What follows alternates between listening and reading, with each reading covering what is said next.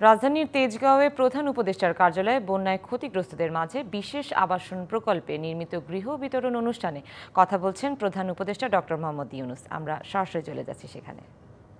জিনিসপত্র হাজির করা, ঘর নির্মাণ করতে হলে তো অনেক জিনিসের সমাবেশ করতে হয়।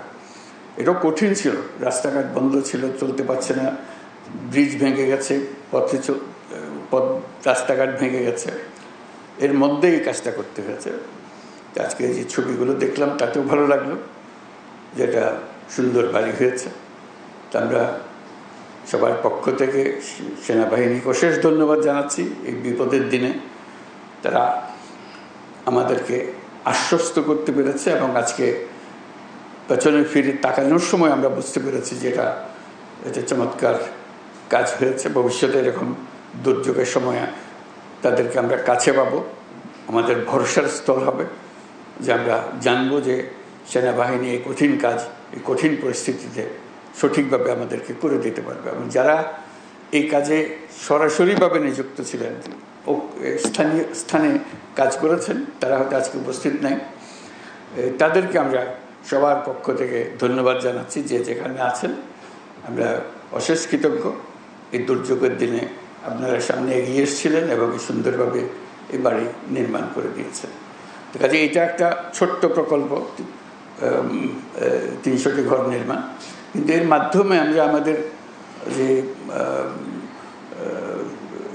সঠিকভাবে কাজ করার, একত্রে কাজ করার, দুর্যোগ মোকাবেলা করার এবং সৎভাবে করার যে দৃষ্টান্ত স্থাপন করলাম, এটা আমাদের সবাইকে উদ্বুদ্ধ করবে। এটা আমাদেরকে বড় লেসেন, আমাদের জন্য বড় প্রাপ্য।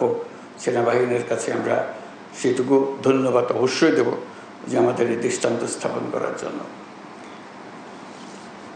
ফেনী, কুমিল্লা, নোয়াখালী, চট্টগ্রামের বন্যা দুর্গত পরিবারসমূহের পাশে দাঁড়াতে পেরে আমরা সত্যি আনন্দিত। আমি জানি গত বন্যার পর থেকে আপনারা অবর্ণনীয় কষ্টে জীবনযাপন করেছেন। দেশের সরকার হিসেবে এই দুঃসময়ে আমাদের পাশে থাকা, আপনাদের পাশে থাকা আমাদের নৈতিক দায়িত্ব, মানবিক দায়িত্ব ছিল। সেজন্য গত বন্যার ভয়াবহ পরিস্থিতি সামলে ওঠার সাথে সাথেই সরকার আপনাদের জন্য বসতবাড়ি নির্মাণ করে দেওয়ার পরিকল্পনা গ্রহণ করে। এই পরিকল্পনা বাস্তবায়নের জন্য প্রধান উপদেষ্টার কার্যালয়, মুখ্য সচিব, বাংলাদেশ সেনাবাহিনী ও স্থানীয় প্রশাসন নিরলসভাবে পরিশ্রম করেছে। এই জন্য আমি তাদের সবাইকে আন্তরিক ধন্যবাদ জানাচ্ছি। এর মাধ্যমে যারা বাড়ি পেয়েছেন, আজকে যাদেরকে দেখলাম, যারা চাবি গ্রহণ করেছেন বাড়ির, তাদের সবাইকে অভিনন্দন জানাচ্ছি যে আপনাদের এই দুর্দিনে আপনাদের পাশে থাকতে পেরে আমরাও স্বস্তি বোধ করছি যে আমরা আমাদের দায়িত্ব পালন করতে পেরেছি।